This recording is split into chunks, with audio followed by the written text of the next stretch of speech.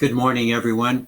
What a joy it is to be with you for this Sunday service of Now Creations. Let me just say what a joy it is to be with you again. Just nice to be with you. You being where you are, me being where I am, and the goodness and the beauty that is within each one of us. It's a wonder to behold this feeling of oneness and goodness that arises up within each one of us. Having said this, let me just say that we're excited about a couple of things. First of all, this week, we will be introducing 60 new people to the course, A Course in Mastering Alchemy by Jim Self. 20 from Akron on Monday afternoon, and then 20 on Tuesday evening, and 20 on Wednesday evening of this week as well. This is an enormous step forward for Now Creations.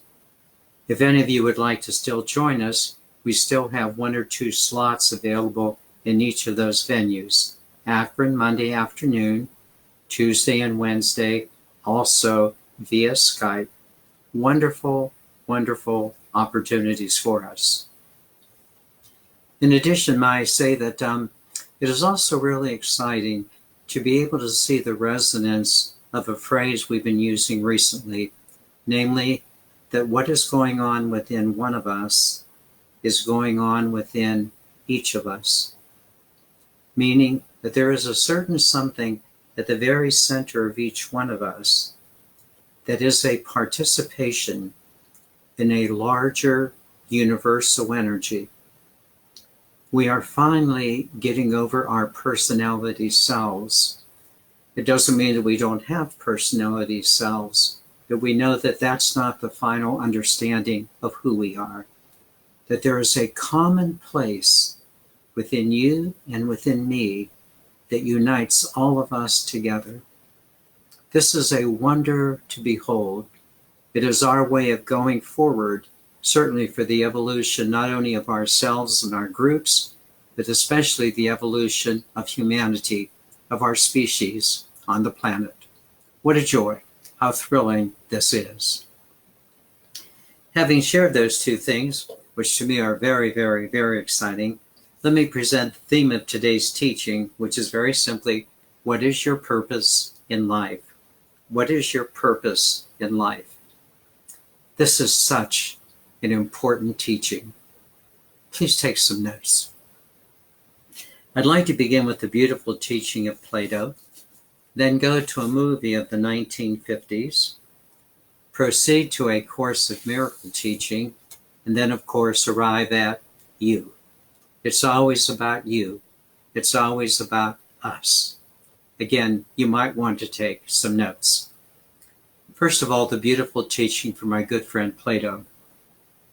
Among Plato's many, many insightful teachings, one that has affected me deeply is his teaching on teleology. Not theology, which is the study of God, but teleology. T-E-L-E-O-L-O-G-Y.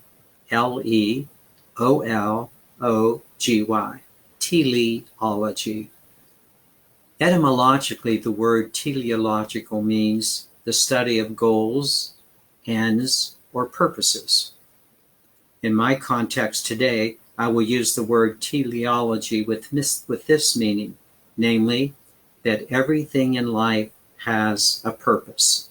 That everything in life has a purpose. And more than anything else, that you, in your life, have a purpose. Teleology, the study of one's purpose. Plato was very, very interesting too, because he would divide things into simple things and then complex things. For example, a piece of chalk is a simple thing, and it has a simple purpose, namely to write on a chalkboard. The purpose of the chalk is to write. A complex thing, however, such as a human being, can have a multiple set of purposes, from relationships to job to health to living locations. Thus, as a complex being, which we are, it's often been very difficult to figure out what your purpose in life is. Very difficult. Just when you think you have finally nailed your purpose down, it seems to change. Just when you think you exactly know what it is, well, you realize it wasn't that. Even phrases such as follow your bliss or live your passion seem to involve those dreaded changes. What seems to be so real at the moment as your purpose today changes tomorrow. Plato was right. We sure are complex beings. Many of us, even to this day, are still trying to find that elusive purpose in our lives. I believe that I have the answer for you. But first, a few more things. Part of the reason that makes purpose so difficult in life to know can be easily traced to a movie in the 1950s, a James Dean film entitled Rebel Without a Cause. Let me explain. While the movie was about three emotionally confused suburban middle-class teenagers, the real essence of the movie has to do with the experience that many of us not only have had, but we continue to have. We too have been rebels without causes. This is what I mean. First, I have noticed that many of us on the spiritual path have felt that we have never fit in to the world, that we have never fit in to what was going on. Regardless of what our parents said we should do, regardless of what society said we should do, regardless of what religion said we should do, there was something within us that simply said, no, no. No to our parents, no to society, and no to religion. We weren't always sure of why we said no, but something out there just didn't seem to fit into what was real and true within ourselves. We rebelled. We weren't quite sure of what we were rebelling against. We were rebels without causes. But we were rebelling. At that time, we didn't know our purpose clearly. We hadn't yet discovered our truth, but we did rebel. At least internally, we were rebelling because something just didn't seem to fit. In 1969, the Woodstock Festival occurred. In one sense, it made things better, and in another sense, it made things worse. It made matters better because we could see that there was a clear rebellion that was going on against the mores of the family, society, and religions, much like the rebels in the movie. But it made matters worse because the flower children of the 60s and the 70s knew what they were rebelling against, but they had still not found their cause. They hadn't found their truth. They were indeed rebels, but rebels without a cause. It has taken a lot of work over the past 50 years to come to a better understanding of what it means to find your purpose in life.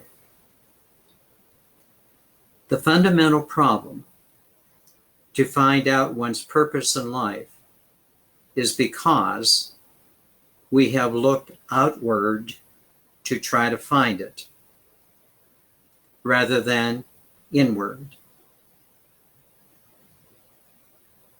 Let me repeat this. The fundamental problem to find one's purpose in life is because we have looked outward to find it rather than inward. Let me explain. As we grow up in life, the basic direction seems to be is to find your external niche in society. Where do you fit in? With others, family, friends, with a job, at work, in a locality, organizations, etc. The basic notion is to find the place that enables you to comfortably fit into. The presumption, and it is a false one, the presumption, and it is a false one, is that there is a place for you, and you must simply find that place. Fall into it, fit into it. The idea is that you are a square peg, and you will find a square peg hole to fit into. And while this might be satisfying for some, for you, it has been different. Your square peg has found nothing but round holes out there. Let me say it again. Your square peg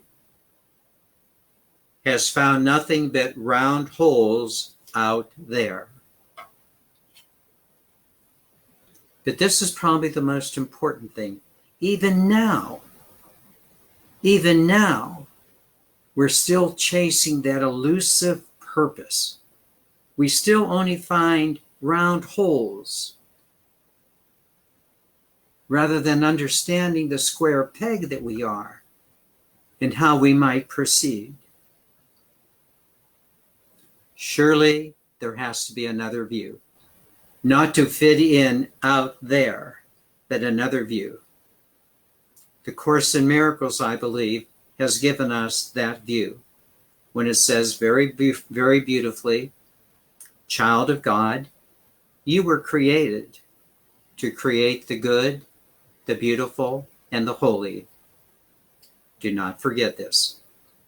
Child of God, you were created to create the good, the beautiful, and the holy. Now don't forget this. Rather than saying that the world is your niche, what the Course would simply say is that you must look internally to find your purpose, your direction in life.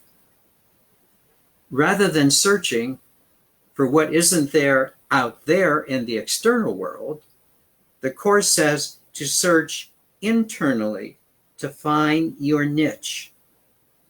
What a change in direction. What hope for the square peg that you are. Now the real question begins to arise. Again, take some notes. If you searched internally to find your purpose, what would you find? May I suggest, if you do search internally, you will find these three things. But only after you make a change, only after you make a shift. And it is very important that you make the change first, that you make the shift first. The change or the shift is that you now see yourself as an eternal soul rather than just a body in the world. I'll say it again. You must first see yourself as a child of God, as an eternal soul, rather than simply a limited human. If you don't make the shift, you will continue to find yourself as a square peg being pounded into the round holes of life, and you'll never quite fit. But if you do make the shift, you will find these three most beautiful experiences that await you as you continue to create the good, the beautiful, and the holy. The first experience, you will find this. As a soul self, you will experience yourself as a participation in the larger, more universal energy of life. You will go within and you will feel whole, happy, joyful, content. You will see that the beauty within you is a participation in a universal, more beautiful energy. You will experience greater joy, greater happiness, just in being you, because being you is connected to the God Spirit. This incredible inner knowing, will not only make you happy in yourself, but you realize there's really nothing even to do except to be in the joy of who you are. Many of you have felt this presence more and more often. It is such a true sense of who you are. This is who you are. This is who you are. No more rebellion. No more rebellion. Only peace and calmness. I know what a lot of you are thinking, so here's the second thing that you'll now experience. Now to this very, very important point. I can't convince you of this. I can only point you towards it. It is worth it. I encourage you to open to it. This presence within you, in addition to simply enjoying itself for what it is, when doing nothing, this presence within you has a voice. This presence within you has a voice to instruct you in your purpose in life. Let me say it again. This presence within you has a voice that will guide you to your purpose in life. And let me just suggest these couple of things to help you hear the voice more clearly. First of all, this voice within is often heard or experienced as an intuition. It's an inner feeling. There's just a knowing within you of what is true, of what is important for you. And secondly, very, very importantly now, please listen. This inner voice is often linked to a proclivity that you have always had in life. It is linked to a proclivity that you have always had in life. This proclivity, this feeling within you, is something that has not left you. It's always been with you. And even now, at this moment, that proclivity for many of us is clear as a bell. It's here right now to guide us. This proclivity is your purpose. This proclivity is your truth. This proclivity is your guidance.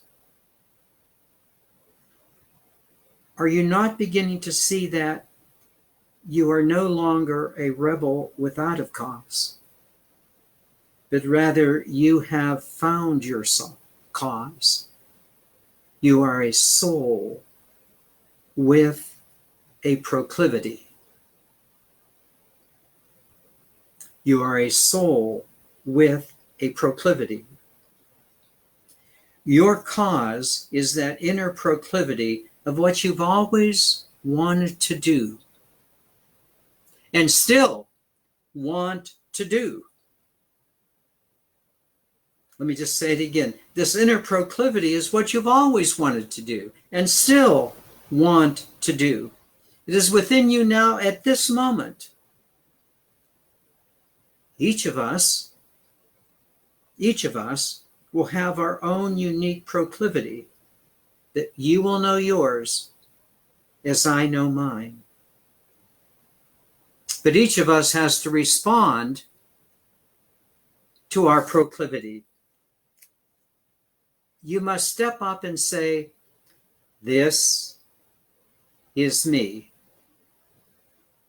This is my soul self that has heard the voice that is me. Do not be fearful. Don't back off. Step up. Manifest your inner truth. Do not sabotage yourself,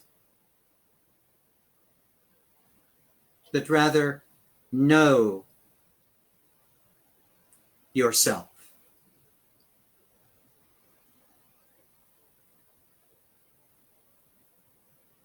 This is most important. Know your beautiful, beautiful self.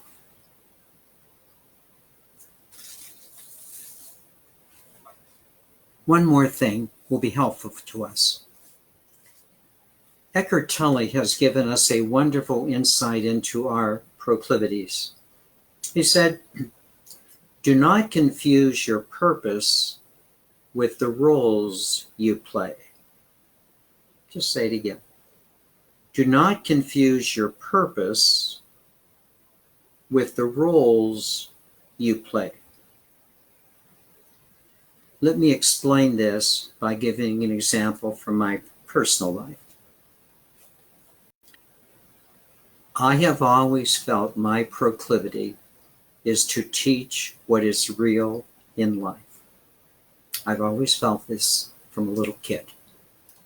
Your proclivity might be to love animals, raise a family, care for others, garden, paint. We all have our own proclivities. But it's very important to understand that your proclivity is your purpose, although you may have different roles in it. My proclivity was to teach what is real.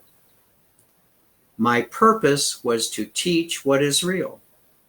I love doing this. My roles have changed, however.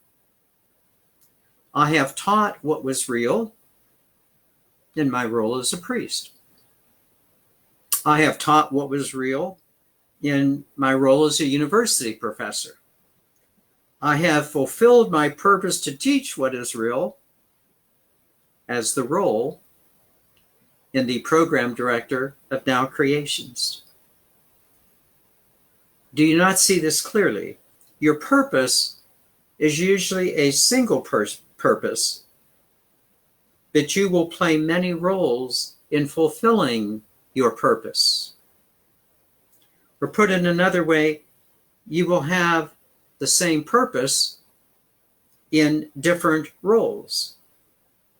You will do the same thing, purpose, proclivity, in many different ways, roles.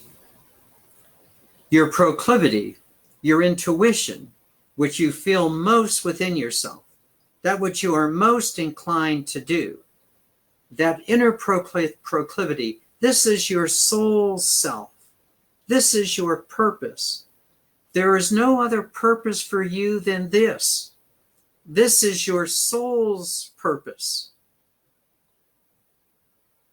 You have not become a rebel without a cause anymore. You are now a soul with a cause, a joy, a happiness that you now see.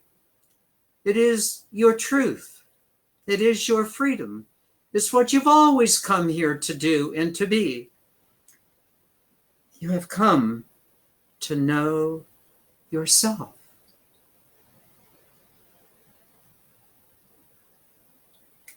In conclusion, I mentioned that there were 3 things that I think you'll experience. I'll wait for the next one in our next teaching next week to elaborate on it. In the meantime, would you go within and enjoy the beauty of your connection to the universal spirit? Just feel your oneness. And then secondly, would you go within and allow that inner guidance to renew you in your purpose, to be happy and joyful, and bringing forth what you've always wanted to do. Child of God, you were created to create the good, the beautiful, and the holy. Now, we know it, and we are doing it. No longer as rebels without causes, but as beautiful things, but as beautiful souls doing beautiful things, bringing heaven to earth as us.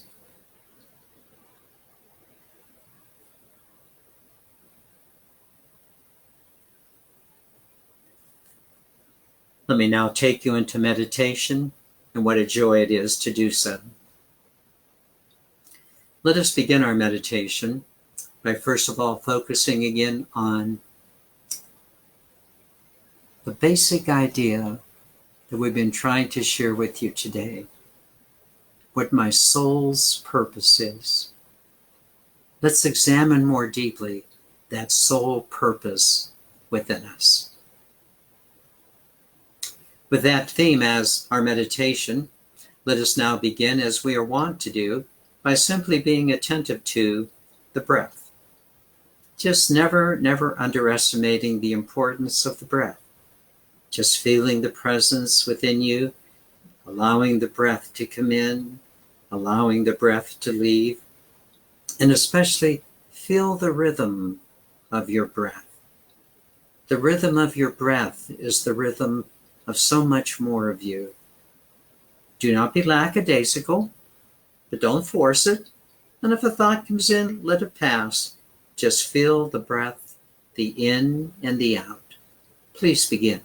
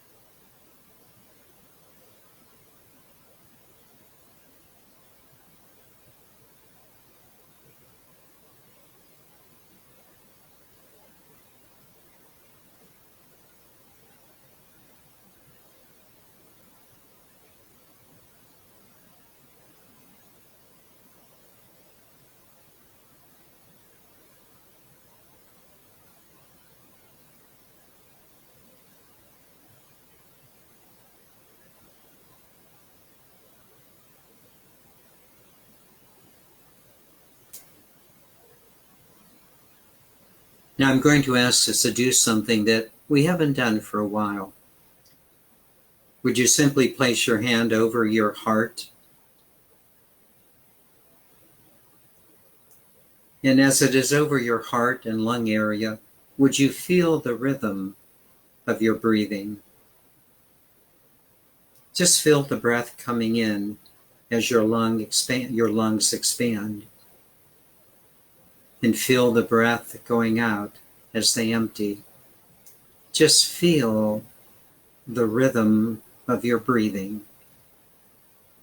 Nothing forced, but be attentive. Feel the rhythm.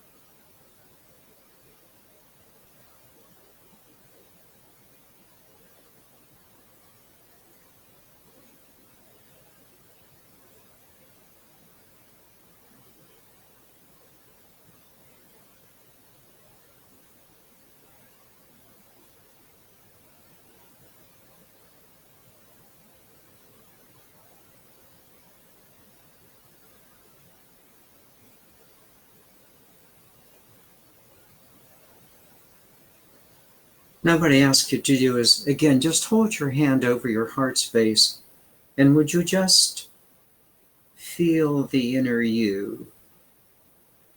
You're in your heart chakra area. Just feel the inner presence, that inner self. Just feel that for a moment.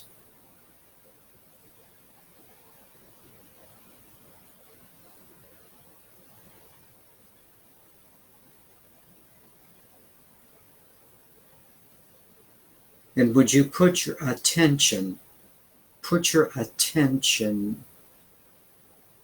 into the inner heart space, your fourth chakra. Put your attention there.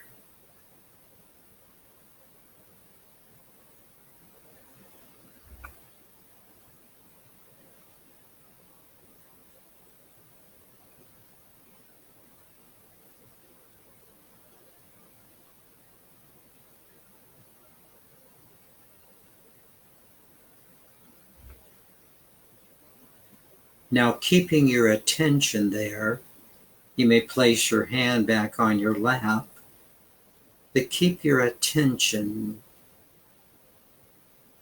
in your soul self.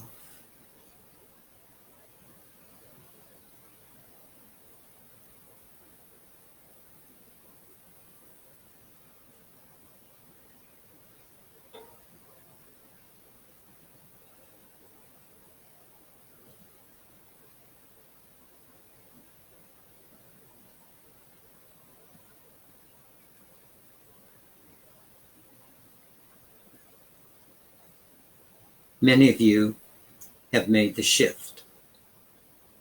You now identify yourself as your soul self, this very conscious inner presence, your soul. Reaffirm this connection right now. Reaffirm your sense of self as your soul.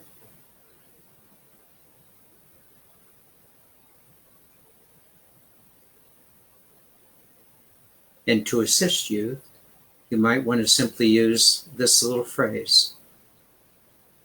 Well, this is me. This is me.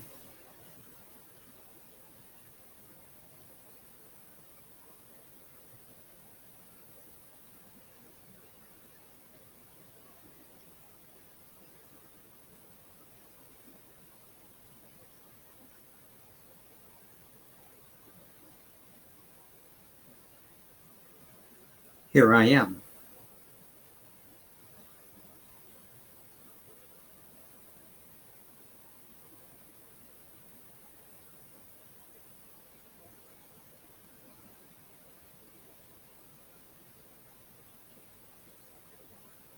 Now make no mistake about this presence of yours.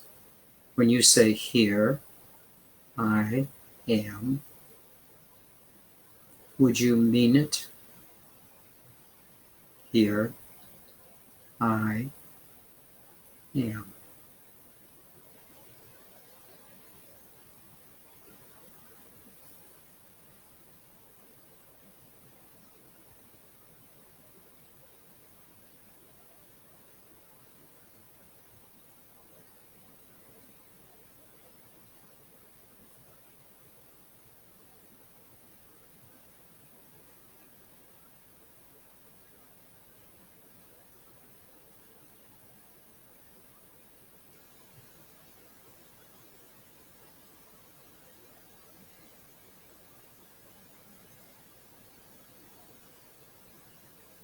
Now you'll notice in the talk I said, in this soul space, you would have 3 beautiful experiences. The third one we're putting off until next Sunday. So let's focus on the first 2. The first experience was your awareness that your soul self is part of a larger universal energy. Let's experience this. Now, your soul will know what to do, so just give it this instruction. Be in your soul attention point. Here you are.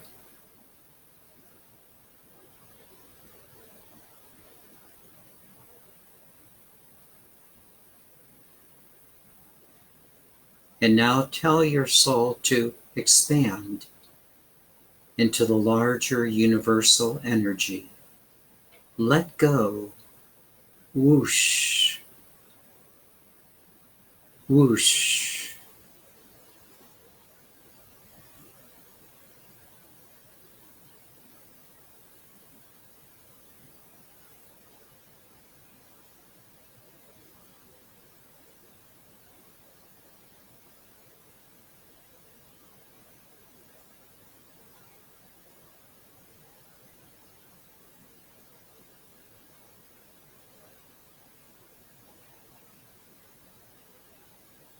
Look around.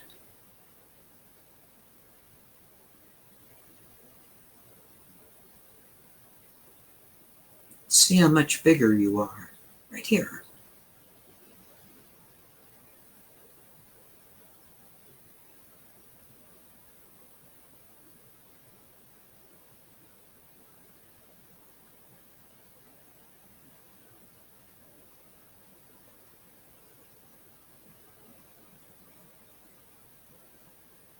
Do you not feel peaceful, whole, content just to be?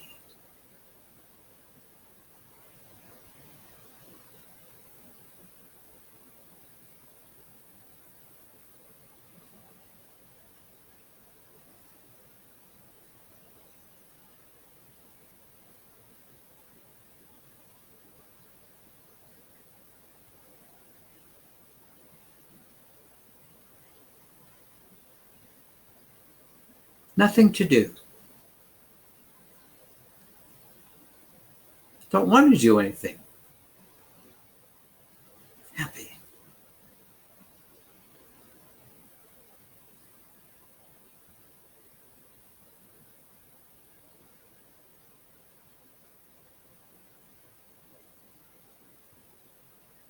You can stay here longer if you would like, or revisit on another occasion.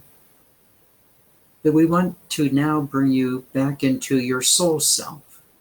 Funnel down. Funnel down into your soul self. Notice the difference. Oh, here I am back again. Here I am back again. Oh yes, here I am. This is me.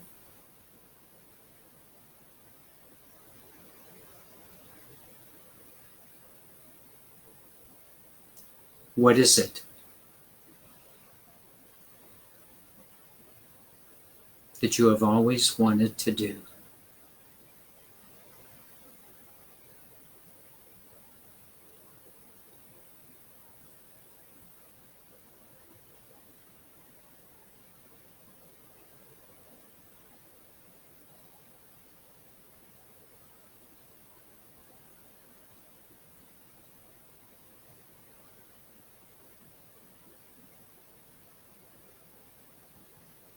Don't even think about it being out there.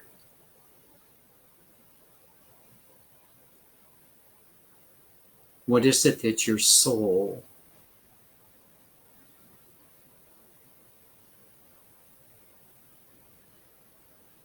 has a proclivity for?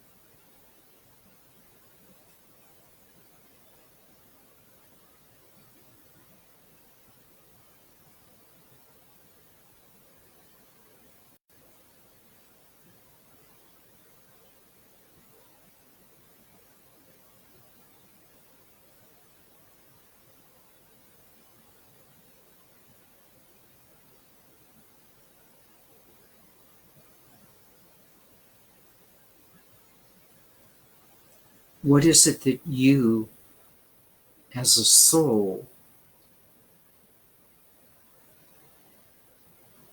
desire? What have you come here for? You are here with purpose.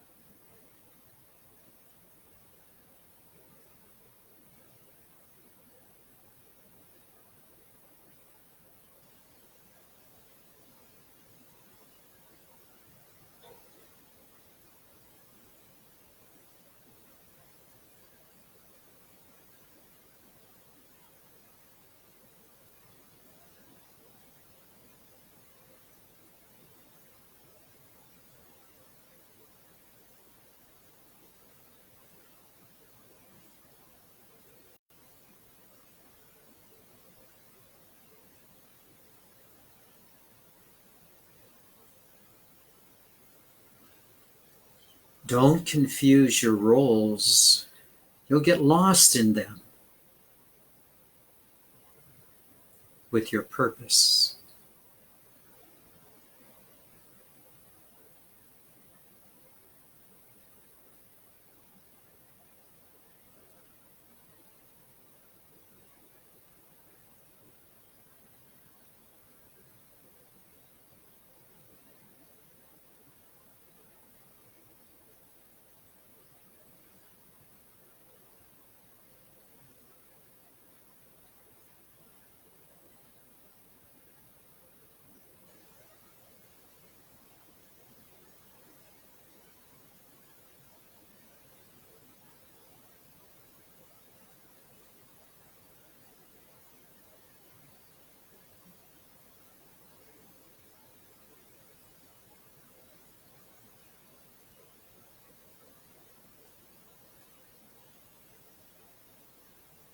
As we move to the end of the meditation, I ask that you get the feeling of your soul. Get the feeling of your soul's purpose. This is what my soul desires to do.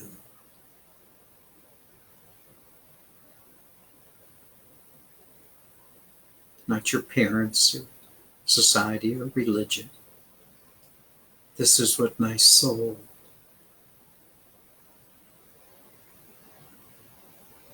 is here to do.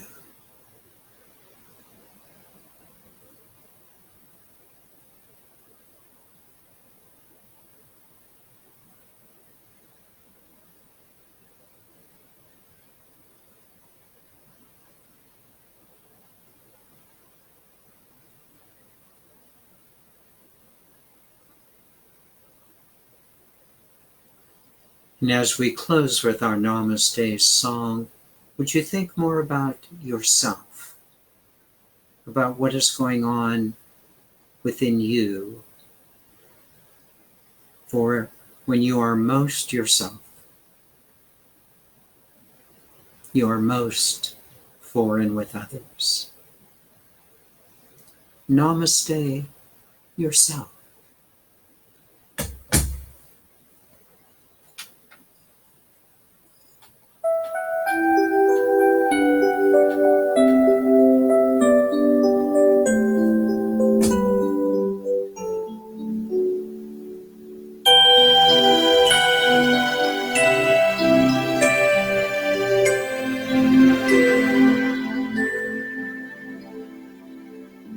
I honor thee,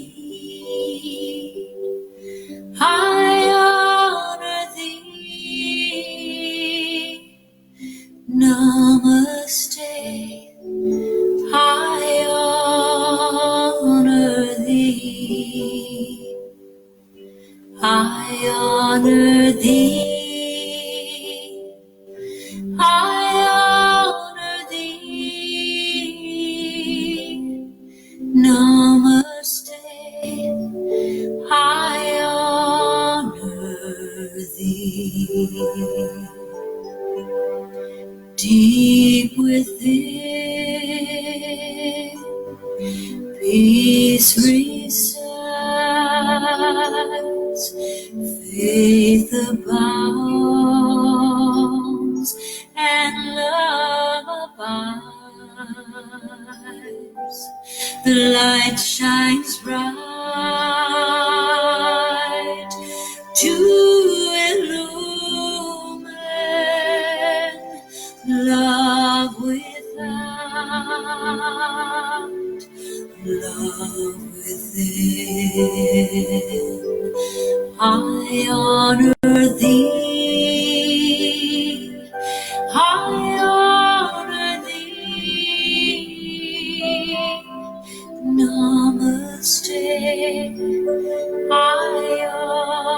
honor thee, I honor thee, I honor thee, Namaste, I honor thee. When you are where you need to be,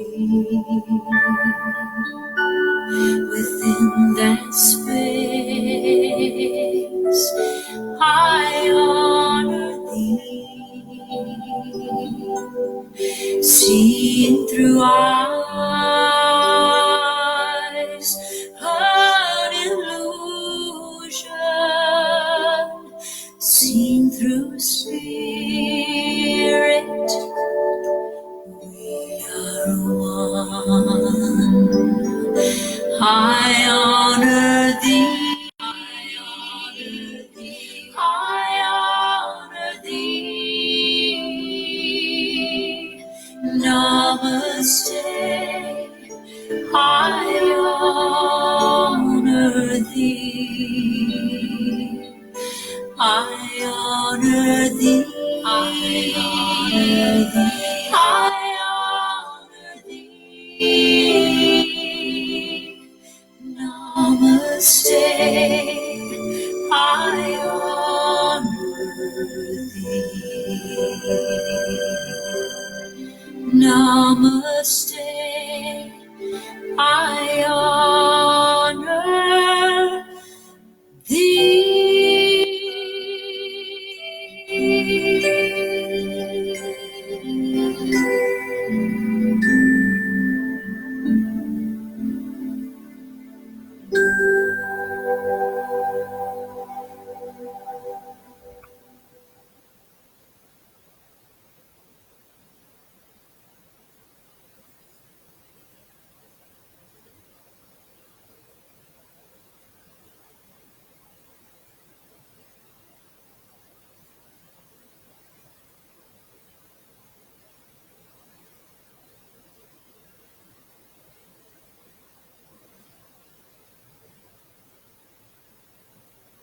May I ask that each one of us send to each other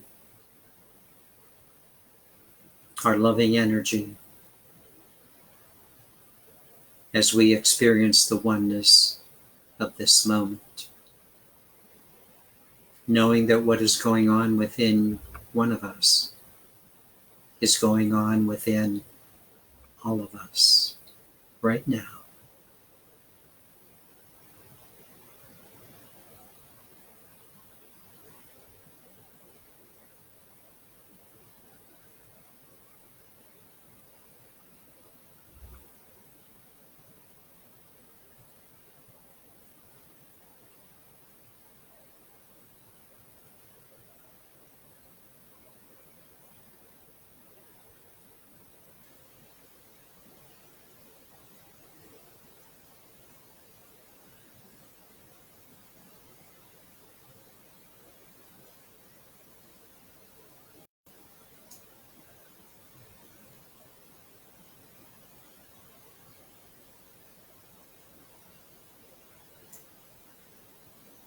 And may we conclude as we are wont to do.